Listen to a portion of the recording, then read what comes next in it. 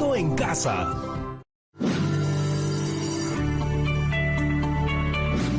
Hola Promo 2021, ¿cómo están? Bienvenidas y bienvenidos a un programa más de Aprendo en Casa para quinto de secundaria, una iniciativa del Ministerio de Educación para seguir aprendiendo desde casa de manera entretenida y segura. Ya estoy listo y con mucha energía para comenzar nuestra investigación. Perdón, un ratito. Brigitte, ¿ya está lista? Tenemos que comenzar el programa. Avanza, porfa, ahorita salgo. Disculpen la demora, chicas y chicos. Bueno, ahora vamos a investigar sobre cómo los gobiernos y la prensa contribuyeron a enfrentar las pandemias en nuestro país entre los años de 1980 y 2000. Hola. Esta pregunta no me gusta, es muy compleja. Brigitte, ¿qué te pasó? ¿Esta es la sorpresa? Tu última pregunta es correcta. Sí, yo soy la sorpresa. Pero te equivocaste al principio de tu diálogo. Yo no me llamo Brigitte. Ok, entonces ¿cómo te llamas? Me llamo ninguna de las anteriores. Me puedes decir NA si quieren. Ok, bienvenida, NA. Qué bonita sorpresa. Me imagino que me vas a estar acompañando en el programa. No sé cuánto rato me quede, pero ahorita solo quiero decir que es muy compleja la pregunta a investigar. Brigitte, tu personaje te ha salido cuestionador. Mario, una pregunta. ¿Te gusta que te digan medio? Lo imaginé. Entonces dime NA, no Brigitte. Ok, NA. Porque es importante saber cómo los gobiernos y la prensa contribuyeron a enfrentar las pandemias de finales del siglo XX. Cómo la información difundida por la prensa y el gobierno contribuyeron a la prevención del COVID-19. Mejora otra cosa, mariposa. Wow. NA, noto que te gusta la complejidad del tema. Mira, ¿qué tal si la promo 2021 nos ayuda a responder algunas de tus dudas, ah? Ok, veamos. ¿Por qué es importante saber cómo los gobiernos y la prensa contribuyeron a enfrentar las pandemias en nuestro país entre los años 1980 y 2000? Es muy importante, ya que mejorar nuestras respuestas ante las pandemias sigue siendo un desafío para el gobierno, la prensa y la población. Para saber cuáles fueron las respuestas del gobierno ante las pandemias de finales del siglo XX, es importante conocer los factores que influyeron en los resultados de las acciones del gobierno al hacer frente a las pandemias. Eso nos permitirá ver en qué ha cambiado o en qué se mantiene la forma en que ha respondido el gobierno a la pandemia por la COVID-19. Porque así podemos ver cómo se enfrentó y cómo dieron la prevención en los años 1980 hasta 2000 y hacer eso para poder mejorar ahora con el SARS-CoV-2. ¿Cómo la información difundida por la prensa y el gobierno contribuyen a la prevención del COVID-19? La información brindada por la prensa y por el gobierno ha contribuido de manera adecuada y ha sido de vital importancia para informar a toda la población sobre cómo prevenir el contagio del COVID-19. El gobierno y la prensa cumplen un rol muy importante de mantener informada a la población y así esta podernos dar a conocer la prevención que tenemos que tener nosotros. Estos también nos disponen a conocer distintos métodos de cuidado y también una buena alimentación. También tener un mejor estado emocional o bienestar emocional. ¿Qué te parecieron las respuestas de la promo 2021, NA? ¿Sigues con dudas? Tengo que admitirlo. Veo que es muy importante revisar otras pandemias en el pasado para comprender lo que está pasando ahora por el COVID-19 y saber qué hacer. Entonces, ¿quieres investigar con nosotros? Bueno, está bien. Pero me van a dejar investigar a mi estilo, ¿no?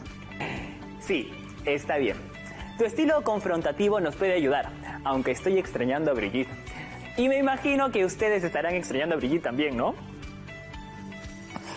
Tengo una idea.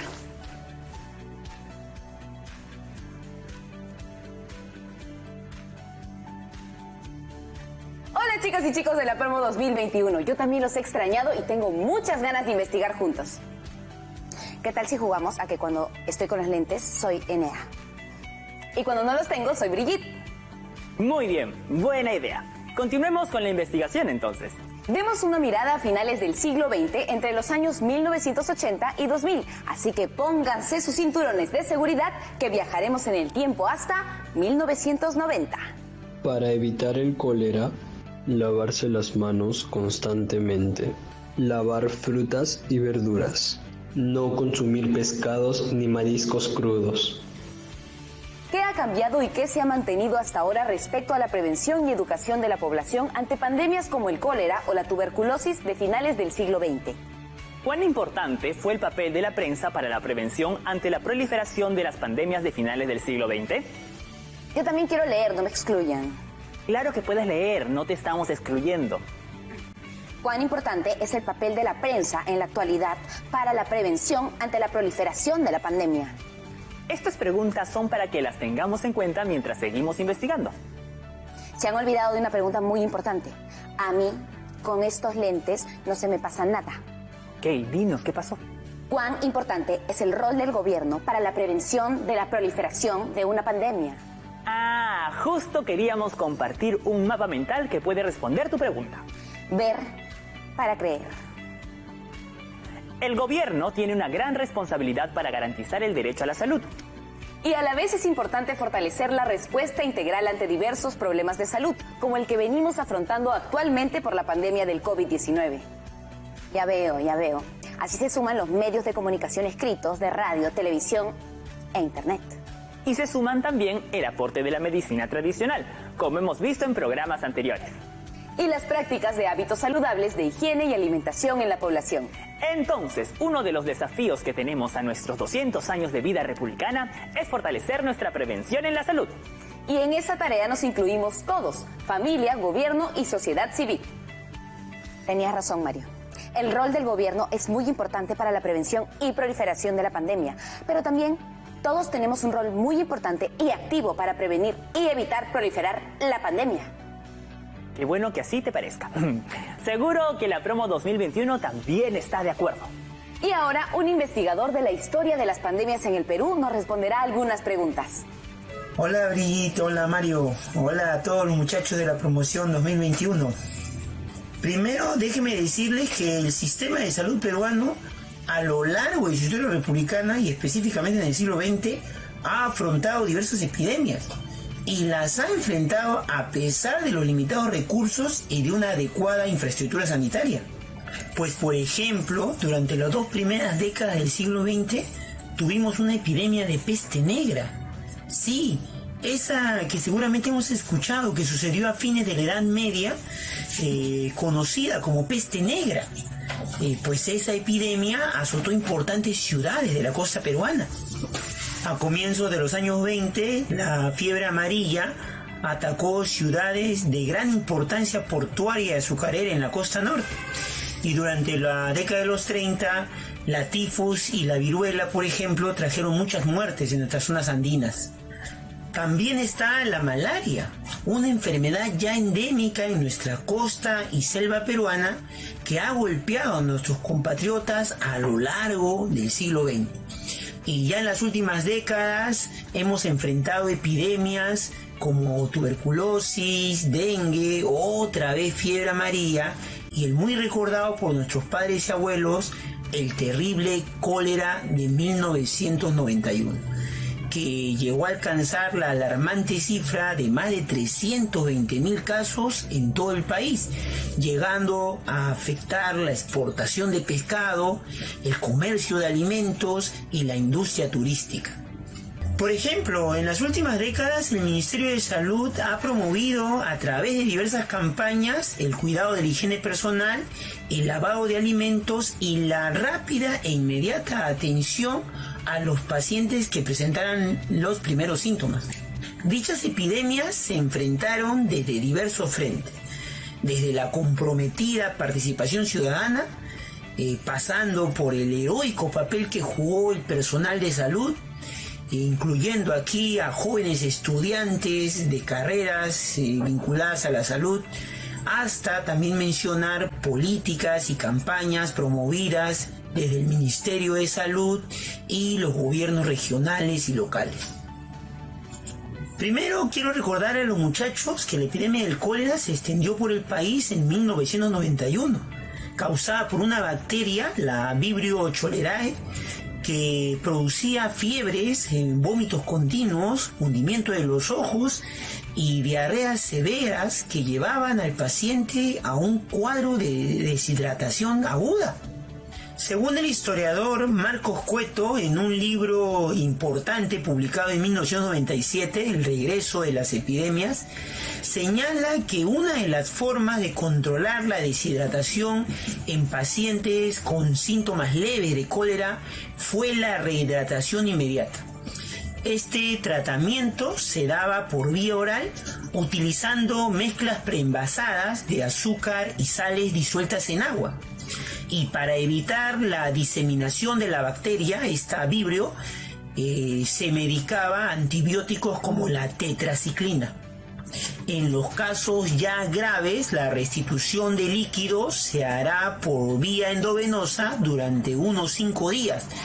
Al principio hubo mucho temor de parte de los médicos, quienes consideraban que una sobrehidratación podría provocar un edema pulmonar e incluso causar la muerte. El Ministerio de Salud de ese tiempo planteó dentro de su protocolo de atención tratar los casos severos de deshidratación usando soluciones polielectrolíticas, unas mezclas fabricadas industrialmente, y en caso no se contara con dicho producto, había que preparar la mezcla artesanalmente, combinando bicarbonato de sodio con cloruro de potasio. Ambas, ya la artesanal o la industrial, serían aplicadas en los pacientes por vía endovenosa. El historiador Marcos Cueto señala que en muchos hospitales se optó por reemplazar las soluciones polielectrolíticas por soluciones salinas, es decir, cloruro de sodio, por ser estas baratas, accesibles y efectivas. Pronto se descubrió que dichas soluciones bastaban para controlar al cólera, e incluso muchas veces se optó por aplicar estas en los 2 brazos y en las 2 piernas, para acelerar el proceso de rehidratación. Las medidas mencionadas fueron impulsadas desde el gobierno y el Ministerio de Salud, quienes a través de los medios de comunicación y diversas entidades del Estado difundieron 3 recomendaciones. Primero, hervir el agua de uso doméstico. Segundo, lavar bien las frutas y verduras. Y tercero, no comer pescado ni mariscos crudos por el momento.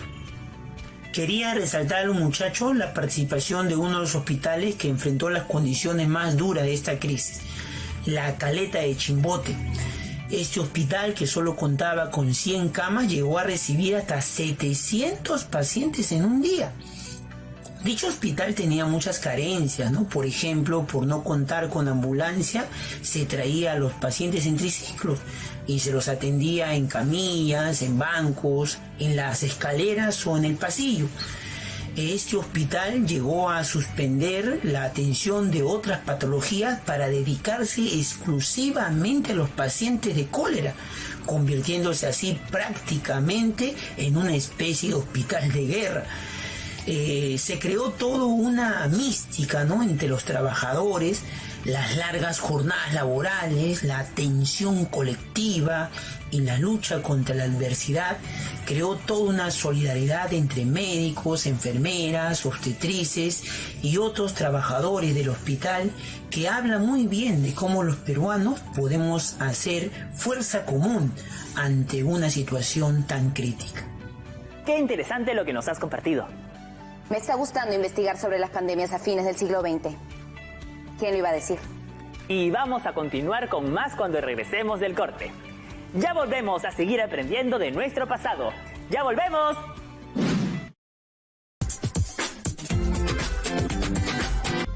Estamos viendo Aprendo en Casa, quinto de secundaria.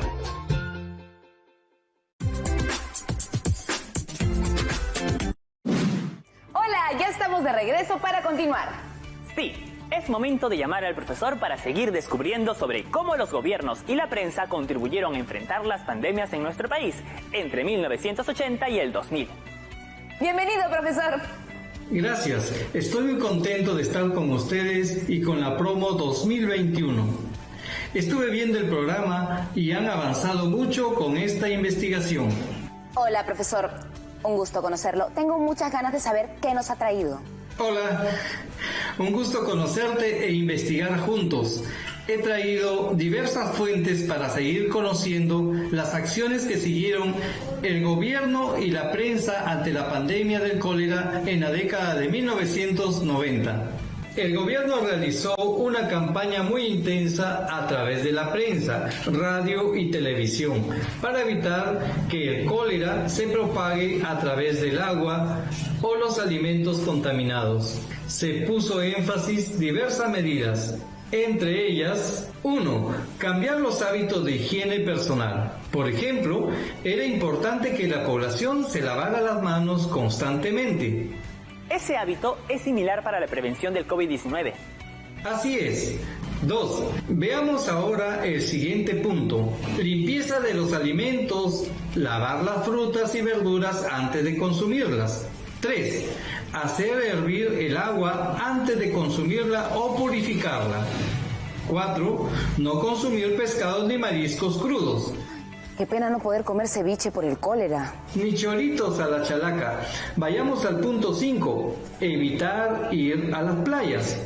Parecido a las medidas que se dieron este año por el COVID-19. Así es. Y el punto 6 es la limpieza de lugares públicos como los colegios y el transporte público. Sí, pues en los años 90 la población también tuvo que aprender a modificar su estilo de vida para cuidar su salud. Así es. Miren esto. Los historiadores Jorge Locio y Eduardo Barriga señalan que desde el inicio de la epidemia del cólera, el Ministerio de Salud realizó una campaña de prevención que incluyó la publicación de comunicados en diarios, acompañados de dibujos y caricaturas que facilitaban su comprensión.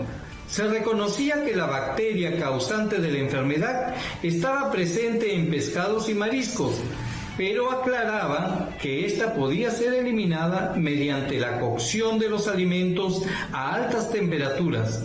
Por ello, no había mayor problema en consumirlos fritos, cocidos o enlatados. Quiero mostrarles un dato que encontré sobre la prevención del cólera en provincias en el libro El regreso de las epidemias, salud y sociedad en el Perú del siglo XX del historiador Marcos Cueto. Esa es una de las fuentes que estoy usando. Me impresiona, Brigitte.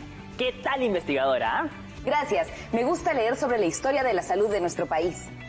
Aquí dice que para prevenir el cólera en provincias, los colegios médicos, las direcciones subregionales de salud, las instituciones encargadas del suministro de agua y las municipalidades hicieron eco de las recomendaciones del Ministerio de Salud.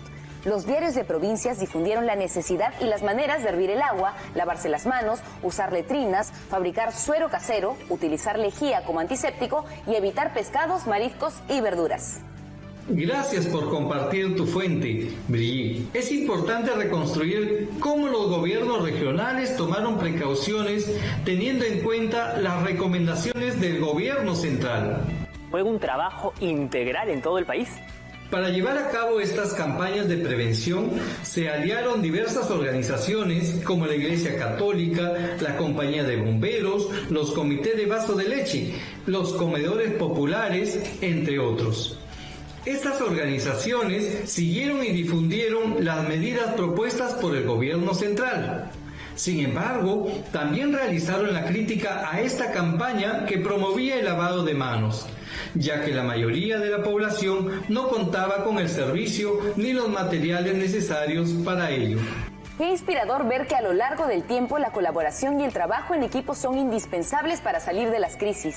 Y hablando de trabajo en equipo, he traído unos ejemplos de cómo se organizaron en algunos distritos de Lima. Los historiadores Locio y Barriga señalaron que en Villa El Salvador, situado en la periferia de Lima, un comando de campaña se encargó de perifonear diariamente las recomendaciones del Ministerio de Salud y sus promotores visitaron casas y repartieron volantes informativos. Además, se capacitó a la población para atender casos leves de cólera y se educó a las madres de familia a través de charlas. En el distrito de Ventanilla se aprovechó la organización de agrupaciones como vasos de leche, clubes de madres y comedores populares para difundir medidas preventivas. La campaña impulsada por el Ministerio de Salud desde el punto de vista de la curación y la prevención tuvo ciertos logros a pesar de los escasos recursos con los que se contaba.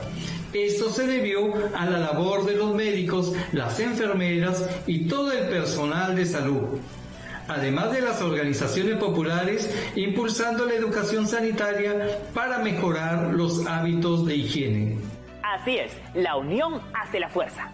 Paralelamente a las campañas de prevención, el gobierno creó la Comisión Nacional Multisectorial de Lucha contra el Cólera en 1992. Asimismo, se siguieron dando recomendaciones en el país a nivel de prevención, que se difundieron a través de los diversos medios como los siguientes: perifoneos en los mercados, afiches colocados en lugares de mayor concentración, paraderos de transporte público, pegado de calcamonías en los transportes públicos y lugares estratégicos, pintado de murales, banderolas en todos los establecimientos de salud, campañas de sensibilización a la comunidad, marchas locales con participación de la comunidad escolar.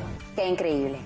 Pensar que en esa época no había la tecnología actual, ni redes sociales para mandar y recibir toda esa información importante a la que algunos de nosotros en esta época del COVID hemos podido acceder y reenviar rápidamente. Así es, eran otros tiempos y se usaron los recursos de comunicación que se tenían a la mano al máximo. Habiendo reconstruido un poco del pasado, me está quedando claro que el Ministerio de Salud promovió y sigue promoviendo la educación sanitaria para animar la participación de toda la ciudadanía en las medidas de prevención ante el avance del cólera en la década de 1990 y ante el COVID-19 en estos 2 últimos años. Así es, a esta tarea se suman los grupos religiosos, los dirigentes políticos, los educadores y los medios de comunicación. Me pregunto, ¿cómo informó la prensa cuando se dieron las pandemias a finales del siglo XX? Respecto a tu pregunta, aquí te muestro estas imágenes de periódicos de los años 90. Ya son 35 muertos por cólera. Cólera ataca al Hospital del Niño. Virus que afecta al Perú es el más peligroso y resiste el medio ambiente. ¡Wow! Me hace recordar cuando leía los titulares por el COVID-19. Se me ha puesto la piel de gallina. Por eso es tan importante la pregunta que hiciste, Brigitte. ¿Cuál es el rol de la prensa en la difusión de medidas preventivas frente a las pandemias? Los medios de comunicación cumplen un papel importante, pero ¿cómo sabemos que la información que difunden es confiable? Pregunta clave. Yo tengo un dato que nos puede ayudar con eso. La prensa es un medio importante para advertir el avance de las epidemias, así como para difundir las medidas preventivas.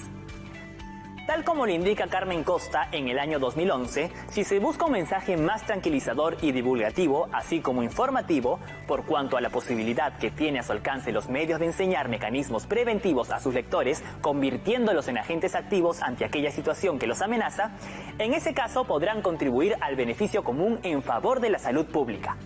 Por otro lado, los medios son un aliado excelente en salud pública y deben ser también transmisores de información científica particularmente importante para la percepción de riesgo en las epidemias. Qué importante es el rol que cumplen los amigos de los distintos medios de comunicación.